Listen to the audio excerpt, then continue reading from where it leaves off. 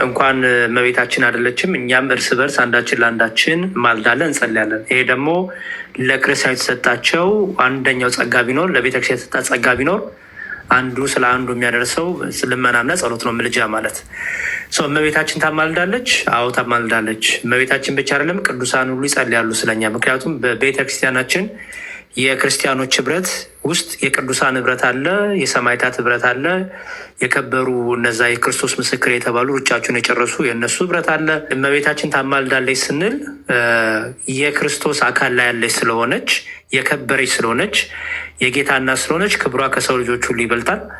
ጸሎትና ልመና እንዲሁም በጣም ትንሽ ሲምፕል ነገር ነው። ባይዘወይ በጣም ለቅዱሳን እንዲሁም መፍረድም ተሰጥቷቸዋል ጭራሽ።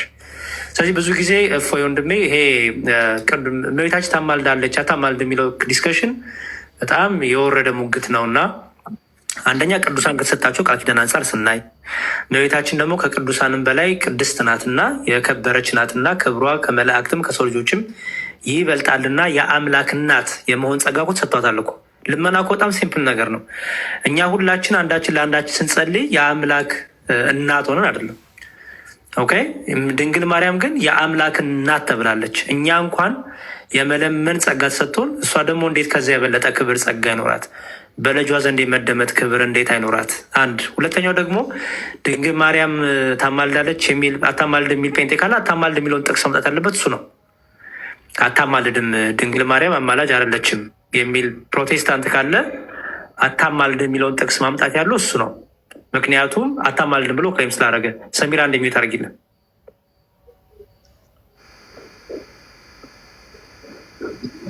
ሰሚራ እሺ።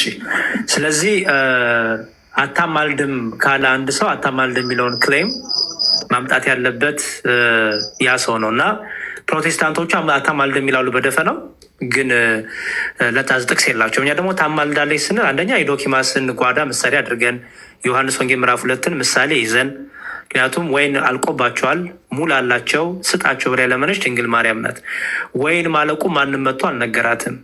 ልጇ ደግሞ ወይኑን ማለቁን ያውቃል። ግን የእርሷ ልመና የእርሷ ክብር ይገለጽ ዘንድ በዝም ባለበት ጊዜ መታ ወይን የላቸውም ለውጥላቸው ስጣቸው ብላ ለመነች። እናት ናትና ልመኗን ሰምቷል፣ ጸሎቷን ሰምቷል።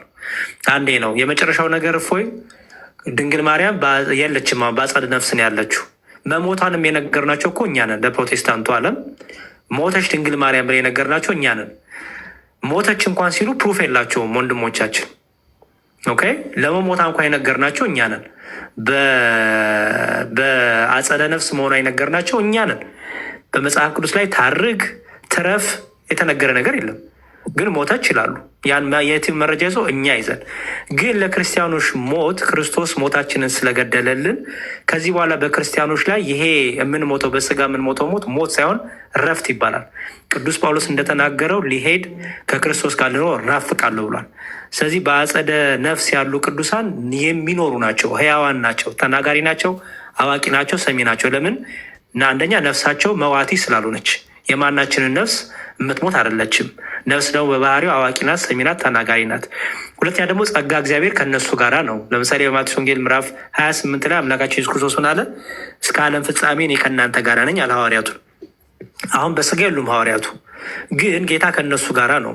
ስለዚህ በስጋ አለመኖራቸው ቅዱሳን እመቤታችንም ጨምሮ በስጋ አለመኖራቸው አያውቁም፣ አይሰሙም፣ አይናገሩም፣ አያስብልም። ምክንያቱም የከበረች ነፍስ ናት፣ በባህሪዋ ነፍስ ደግሞ ሕያዊት ናት እና መንፈስ ቅዱስ ከነሱ ጋር ስላለ ያውቃሉ፣ ይሰማሉ። ደግሞ የክርስቶስ አካልና የከበሩ ብልቶች ስለሆኑ እኛን ደግሞ በድካም ውስጥ ያለነውን ደግሞ በጸሎታቸው ያስቡናል። አንደኛ ቆሮንቶስ ላይ ያለውን ተናግሬያለሁ። ቀጥሎ ደግሞ ዕብራውያን መልእክቱ ላይ እንደ ደመና የከበቡን በዙሪያችን ያሉ እነዚህ ምስክሮች ይላቸዋል። ዕብራውያን 11ና 12 ማንበብ ነው። ቅዱሳንን ዘረዘረና ከዛ በኋላ እንደነዚህ ያሉ እንደ ደመና የከበቡን ቅዱሳን ምስክሮች በዙሪያችን እስካሉ የእምነት ሮጫችንን እንሩጥ ይላል። ስለዚህ እንደ ደመና የከበቡን ለምንድን ነው? በጸሎታቸው ይከቡናል፣ በጸሎታቸው ያግዙናል። እኛ ደግሞ የእምነት ሮጫችንን ክርስቶስን እያየን እንሮጣለን ማለት ነው እና እመቤታችን ትጸልያለች፣ ታማልዳለች። አዎ። ቅዱሳን ይጸልያሉ፣ ያማልዳሉ። አዎ። መላእክት ይጸልዩልናል፣ ይጠይቁልናል። አዎ። ምክንያቱም መለመን ማማለድ ለሰው ልጅ የተሰጠ ጸጋ ስለሆነ ማለት ነው።